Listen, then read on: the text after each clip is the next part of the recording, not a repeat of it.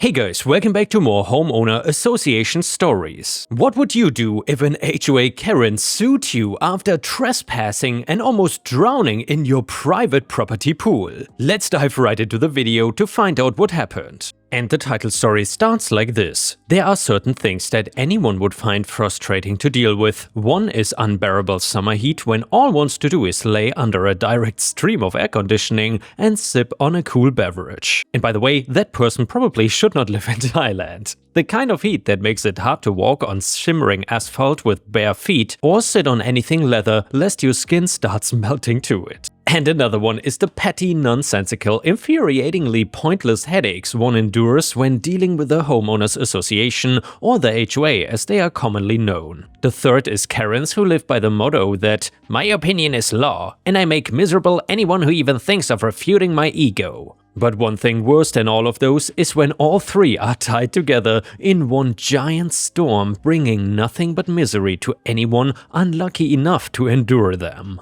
I am saddened to say that in this case, that unlucky idiot was me. I live in the south, so dealing with the heat is a normal, though not easy, part of everyday life.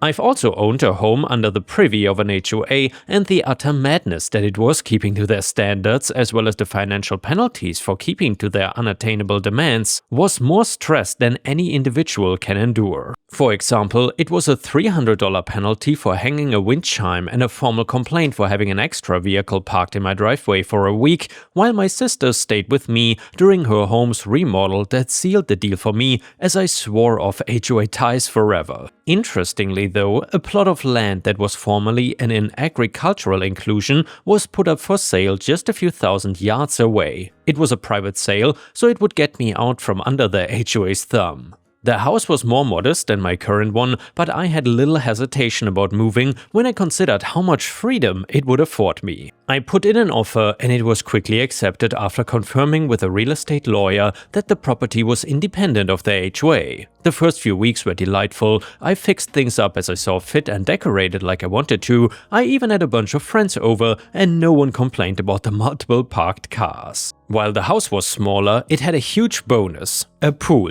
That was how I would deal with my hot summer day issues, but about a month after moving in, I received an official-looking certified letter at my new address with Margaret Bluer, a name I was more than familiar with. And so entered part 3 of my problem. Margaret was the quintessential HOA Karen. She had been on the HOA board of my former residence for over 2 decades, ruling the community with an iron fist and a weaponized clipboard. The letter was bureaucratic nonsense at its finest. It made a bothersome claim that the original land survey put my property under the oversight of the HOA, citing decades-old documents and obscure clauses. It went on to demand a whole host of changes that needed to be made as soon as possible to conform with the HOA standards. For a moment, I panicked. I thought I had escaped the HOA's death grip, but it seemed I had not moved far enough. I quickly picked up the phone and called Elena, my attorney, and explained the situation. I took a picture of the documents and sent it over to her. A few hours later she called back and said with an almost prominent laugh in her voice, "Don't worry, this is either a mistake or a bluff. Your property is separate. This is nothing to worry about.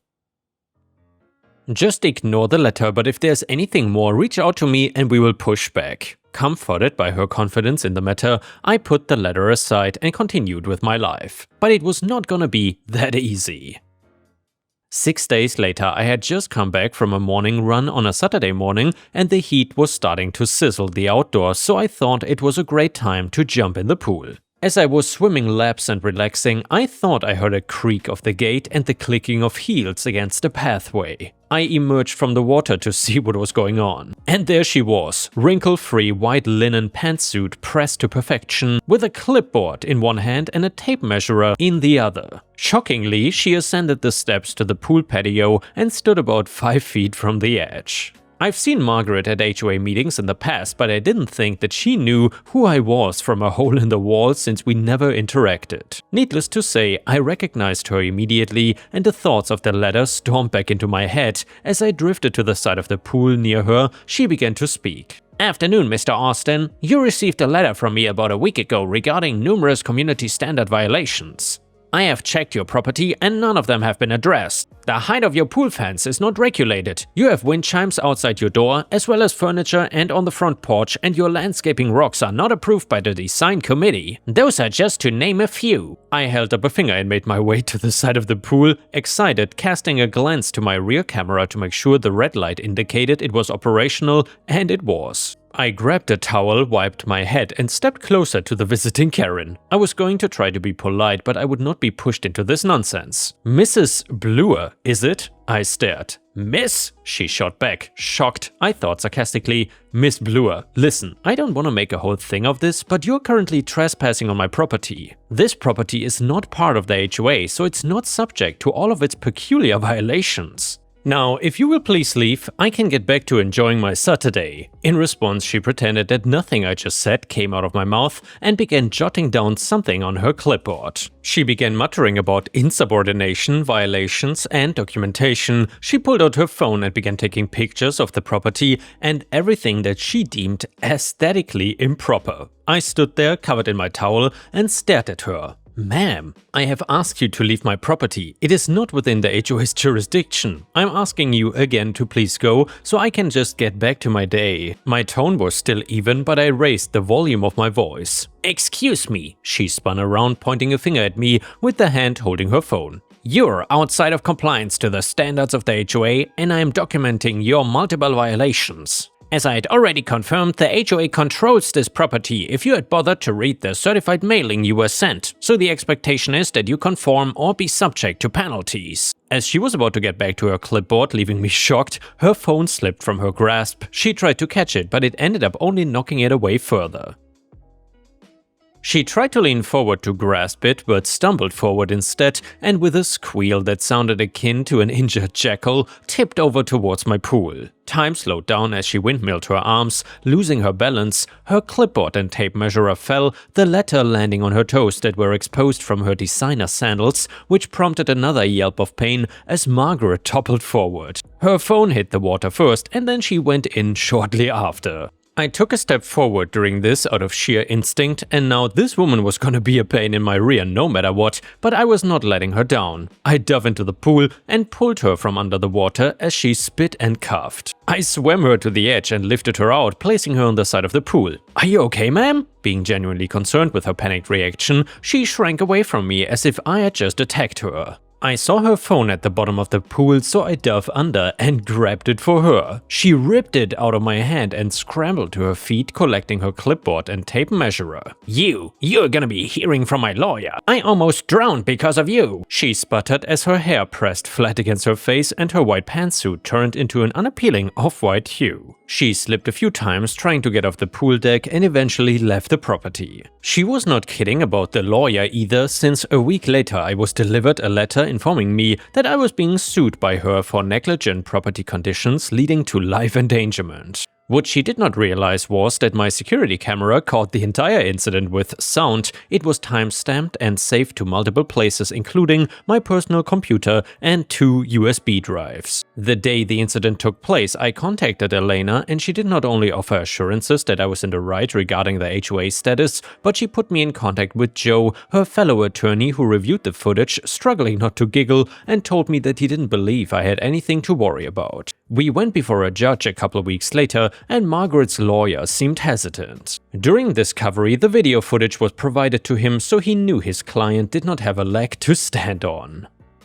The case was quick and decisive. The lawsuit was dismissed and the judge cited her for trespassing. Being the Karen she was, she took it upon herself to argue that my property belonged to the HOA, which caused her lawyer to bury his head in his hands. The judge pulled out the survey documents provided in Discovery 2, as that was the trigger for her trespassing, and noted that she was entirely in the wrong. The best part was that the video was played in front of all parties present in the courtroom, and I could see the judge actively biting his lips to keep from laughing. The video was played several times so that everyone could be sure that I had nothing to do with her fall and that all I did was help to stop her from drowning. What made this even better is that Margaret saw the judge nearly bursting into laughter, and she turned red as a tomato in the process, seething with anger. She even started yelling at the judge to take another look at the documentation, because clearly he was blind or something and did not understand zoning laws, to which he responded by swiftly threatening her with contempt, which finally made her shut up. She never came by again after that, and there were no more letters. In fact, the HOA board was so embarrassed by her actions and the hard-headed insistence that she was right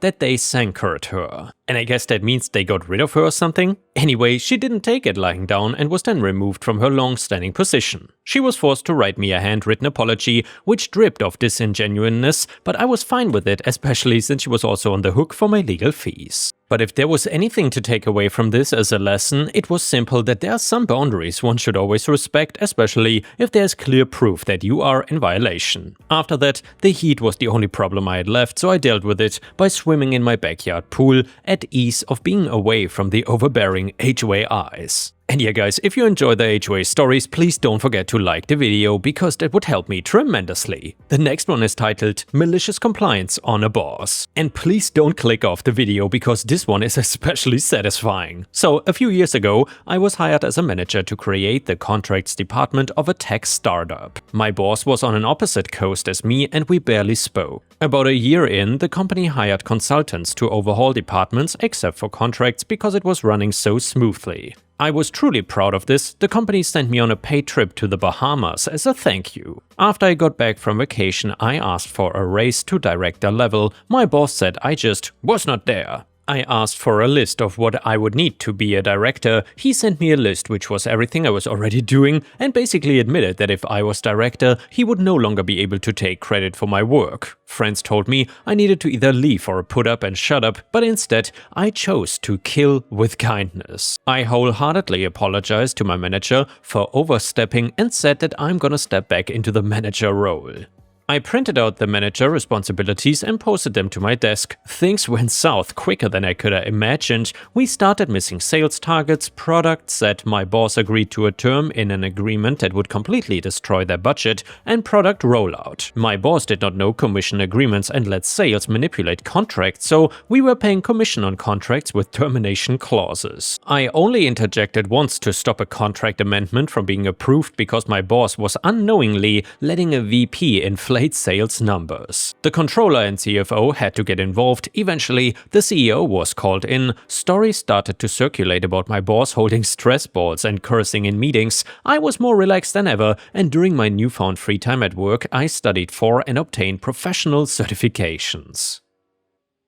I would also leave work early to get to the gym before it got busy. About a month after I unloaded my added responsibilities, my boss gave me a 7% bonus. It was unspoken, but I could tell he wanted me to take back on the director responsibilities without the title, but I continued to follow the manager description to a T. 6 months later, after taking 10 days of my unlimited PTO, I was included in layoffs. So then I took 3 months off and then got another job at a 35% salary increase. While I am happy to be making more money, I truly love the company and people I worked with, and it is defeating to watch someone continually take credit for your work. And yeah guys, if you have ever had to deal with such an awful boss, well, first of all, you have my empathy and I really feel bad for you, but I would love to hear your story and feel free to share it in the comments.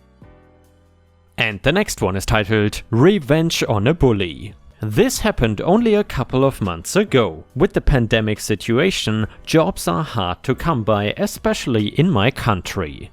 And good ones with good pay are harder to come by. I had the good fortune to be headhunted by a relatively large IT company that is a sub of the government during a time when I was switching jobs. So, I was with my new company for about 3 months when I happened to walk past a room where the HR manager had just stepped out with a new candidate who turns out to be my old classmate from college. To backtrack a bit, my old classmate and I had a bit of a history. I entered college late after working a few years, so I was in my 20s by the time I entered college as compared to my classmates who were all about 18 to 20. This particular classmate of mine, V, however, seems to have a heart of stone and is the reason why we don't get along. She is very scornful of those injured or disabled or even sick, always going, "You should not even be here if you're this sick," or "If you cannot afford college, why are you here? Poor people should work."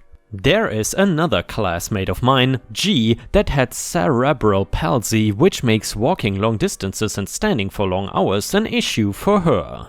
I am a film major, so producing films is part of our final score, and I tend to cover for her for stuff that she cannot handle due to her health. I've lost count of the number of times I had to step in and defend G from abuse from V, especially one time when G was hospitalized in the middle of a shoot due to her spine. I offered to cover G's duties so the shoot is not affected, and you should hear how V went on about her. Seriously? I'm the one doing the job of two people at once and you are the one complaining? Also, another time I had an accident which resulted in an eye injury, which essentially turned me half blind for a month, as I cannot wear my glasses with the gauze. One time I asked V if a lecturer was in the room where she was coming out of, and she snapped at me and told me to go and look yourself. Back to the story though, the HR is a friend of mine, so I asked her about her newest candidate, and I then found out that my ex-classmate was interviewing for the HR department.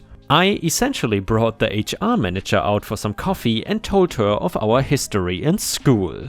Essentially saying I don't think that my old classmate is a good fit, considering the company tends to hire quite a few people with disabilities or even single parents. How could she trust that V will make the best decisions for the employees with how prejudiced she is against those less fortunate? The final decision was then left up to the HR manager. I later heard that she went with another candidate to fill in the role. I wish I could have seen the look on V's face when she was told the company found a better and more suitable candidate that is more empathetic to people's plights. The HR showed me the email that she had crafted. I met V again 2 months later at another classmate's company's opening ceremony. She likely knows that I'm the reason why she never got the job and gave me the stink eye all night. Best feeling ever. The next one is titled, Karen claimed she owned my house. My parents divorced when I was young, my dad remarried his mistress and my mom took off to another country. They would both provide money for us and mom would come and go. We all lived in the house our parents owned. A few years later the older siblings moved out, leaving only my youngest brother who was 17 at the time. He had a girlfriend since he was 15 and she was 14. When he stayed living alone at 17, she basically moved in right away. Mom came home and then kicked her out. So this girl's mom had a talk with my mom about getting the kids married already, since they seemed to be very in love and were together for 2 years already. Her idea was to do it while my brother was still a minor, so there would not be any issues when he turned 18 the next year. My mom told her it was crazy and maybe they should break up and wait until she is 18 for them to go back together if they want to. Mom had to leave again then, leaving my brother alone. 3 months later, this lady moves into my parents' house claiming it is abandoned since only a minor lives there, and she was trying to change the bills to her name and trying to convince neighbors to testify that she has lived there for years. My brother was young, dumb and felt lonely, so he would not say anything about it and just let it happen. My mom though could not go right away, so I had to step in. I had moved some states away. The entitlement on this woman amazes me to this day. I decided to move in, I took my old room back and my sister's room for my kids, leaving her and her kids without a place to stay but the living room. She broke some of my stuff and she attempted to yell at my babies. Don't mess with my kids. She called the cops saying I was trespassing. She picked a fight with my neighbor when he got on my side with the police, and when she finally moved out, she took some of my parents' stuff. She attempted to convince my brother to go with her. She knew I would leave eventually. She wanted to have my brother so she could move back in. He was so fed up with everything at that point, he just broke it off with the girl. I then moved back to my husband's home state and my brother did not allow any other girl to move in. He actually stayed single for a long while. Rumor has it, EM did get her hands on some poor person's house and had to be kicked out by police eventually. Edit, I had a very dysfunctional family growing up. My parents basically moved on with their lives and barely paid us any attention. We were left to live by ourselves since I was 14 and my younger siblings were 9 and 10. I don't live in the US, and when I moved out, my grandma or aunt would take care of my siblings since they refused to go with me. And before we end the video, we will read a fantastic nuclear revenge story that you don't want to miss. It is brand new. It is titled, "Neighbor tried to get my mom fined over our shed, so I got his $40,000 pool filled in." So I live with my mom, she is quiet, keeps to herself and never bothers anyone. A few months ago, our new neighbor decided to report her to the city for having a so-called illegal shed in the backyard. It was total BS, the shed's been there for years and has full permits, an inspector came out, checked everything and then left without saying a word. But the neighbor, smug, proud, thought he had scared us. So then I did a little digging. Well, it turns out his brand new pool was way too close to the property line and illegally built over a utility easement. So then I reported him, attached photos, quoted city codes, and 2 weeks later the city ordered him to either move it, impossible, or fill it in. He lost the whole thing, $40,000 down the drain, literally. Now he gets to look at our completely legal shed every day while standing over a pile of dirt where his pool used to be. And also, my mom is sleeping great now. And yeah guys, please don't forget to subscribe and I will see you again tomorrow. Thank you so much.